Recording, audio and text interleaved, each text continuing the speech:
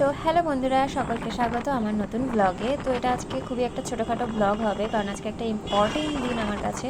তো বাবা আমাকে অনেক রিকোয়েস্ট করার পর রাত 9টার সময় বাবা নিয়ে গেল বাঙালি আনায় বিরিয়ানি অর্ডার দিতে, কারণ মা ছিল দোকানে, তো সম্ভব নয়। তো এন্টারেস্টটা এত সুন্দর লাগছিল।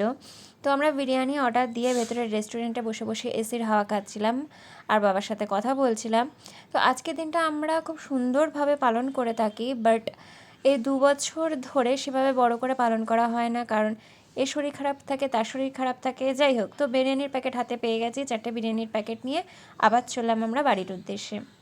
তো বাবা মা দোকান থেকে আসার পর এখানে আমাদের সেলিব্রেশন হচ্ছিলো। তো এই কেকটা আমি নিয়েছিলাম, আমাদের এখানে একটা দিদি আছে, খুব সুন্দর বানায়।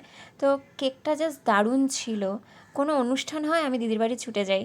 যাই হোক, কেক ফেক খাওয়ার পর্ব কিছু করি আর না করি, আমি বাবা মার অ্যানিভার্সারিতে সবসময় হচ্ছে কেক কাটিংটা রেখেছি। যবে থেকে নিজের হুঁশ হয়েছে, তো দিনটাকে আমি সেলিব্রেট করি। তো তারা দুজনে এই দিনটার জন্য অপেক্ষা করে, এবং আমি আর আমার বোনও করে থাকি, যে হচ্ছে একটা সুন্দর কেক প্রত্যেকবার আলাদা আলাদা ডিজাইনে অর্ডার করব, বাবা মা খাবে। তোমরা দেখতেই পাচ্ছ, খুব খুশি। তারপরে যাই হোক, খাওয়া দাওয়ার পরে এবার হচ্ছে বিরিয়ানির পালা। উফ, গন্ধে তখন থেকে পেটটা মোমো করছিল। আমি এইসব দিয়ে বাড়িতে কাজে ব্যস্ত ছিলাম, কিন্তু আমার বোন ততক্ষণে প্যাকেট ফাঁকা করে কিছুটা খেয়ে নিয়েছিল। তো যাই হোক, বা আমার খাওয়ার পর এখন আমাদের পালা বিরিয়ানি খাওয়া। জাস্ট মানে কি বলবো, দারুণ বিরিয়ানিটা। তোমরা যদি কেউ তাহিরপুর বাতকুলা চত্বরে থাকো, বাঙালি আনায় যাবে।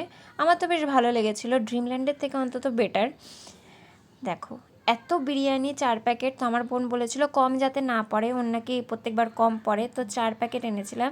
জাস্ট 2 প্যাকেট আমরা 4 জনে খেতে পেরেছি, এতটা পরিমাণে দিয়েছিল, আর 2 প্যাকেট পরের দিনের জন্য। তো আজকেই ছিল এইটুকু ব্লগ। ভালো লাগলে শেয়ার করো।